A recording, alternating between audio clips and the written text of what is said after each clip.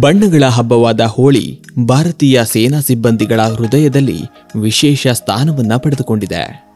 ಇದು ಏಕತೆ, ಸಹೋದರತ್ವ ಮತ್ತು ಅಚಲ ಚೈತನ್ಯವನ್ನ ಸಂಕೇತಿಸುತ್ತದೆ.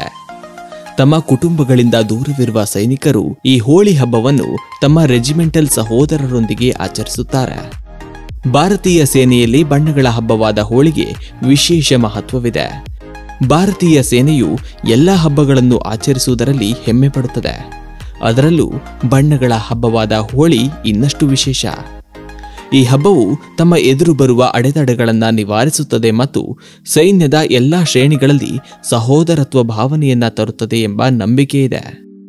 ಹೋಳಿ ಹಬ್ಬವು ಹಲವು ಬಣ್ಣಗಳನ್ನು ಒಳಗೊಂಡಿದ್ದು ಅವುಗಳು ಚೈತನ್ಯ ಮತ್ತು ಶಿಸ್ತುಬದ್ಧ ಜೀವನವನ್ನ ಪ್ರತಿನಿಧಿಸುತ್ತವೆ ಎನ್ನಲಾಗಿದೆ.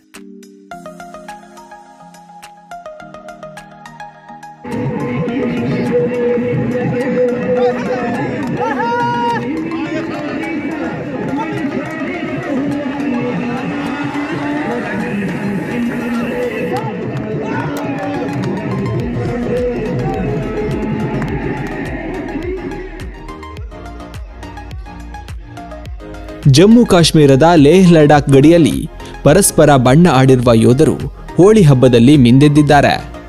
ಮುಧೋಳದ ಜಯನಗರ ನಿವಾಸಿ ಸಿದ್ದು ಬಟಕುರ್ಕಿಯವರು ಹೋಳಿ ಹಬ್ಬದ ವಿಡಿಯೋವನ್ನು ಹಂಚಿಕೊಂಡಿದ್ದು ಸೈನಿಕರ ಸಂಭ್ರಮ ಸಾರ್ವಜನಿಕರಲ್ಲಿ ಮೆಚ್ಚುಗೆಗೆ ಪಾತ್ರವಾಗಿದೆ.